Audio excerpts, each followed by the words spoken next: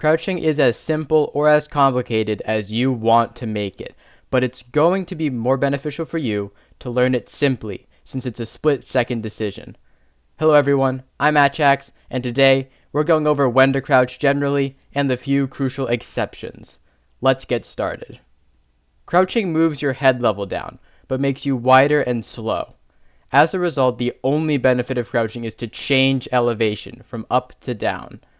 Changing your head level can buy you invaluable time in a gunfight, which you may need to finish off an opponent.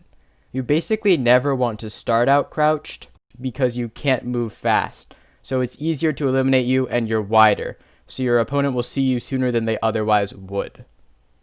Crouching forces an opponent to readjust to a new height. As such, you don't want to crouch before they've even started to adjust to your head level.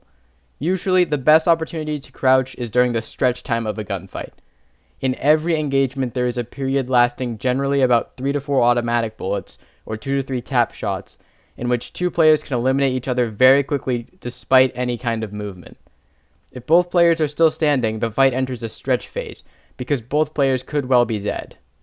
If you don't know what I'm talking about, look for it and you'll probably see what I mean. In this period, you will either be tapping for a one-tap or spraying. If you are spraying, crouching can let you get out 3 to 4 more shots to finish an opponent.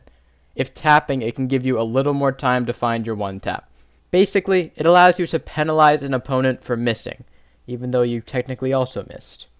Essentially, crouch to force your opponent to readjust when you need a little bit more time to score an elimination you are well set up for. And the last part is the most important.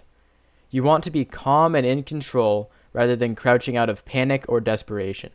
As you play the game more, you'll probably begin to crouch during the stretch time, and you'll recognize it automatically and crouch without thinking about it. Just make sure it doesn't become a bad habit where you commit when you don't actually want to.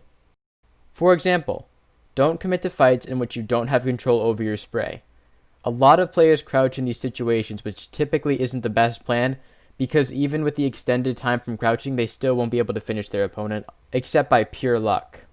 Don't crouch when faced with 2 or more opponents, as committing to these fights will usually end with your death even if you get one of your opponents. Don't commit when in an exposed area like middle, or when crossing from one angle to another, unless your team is around you. This is an easy trade frag for the other team, and your opponents could start strafing and pre-firing from an angle while you are rooted to the spot. Rarely crouch during pistol rounds, as you should usually be going for headshots and counter-strafing.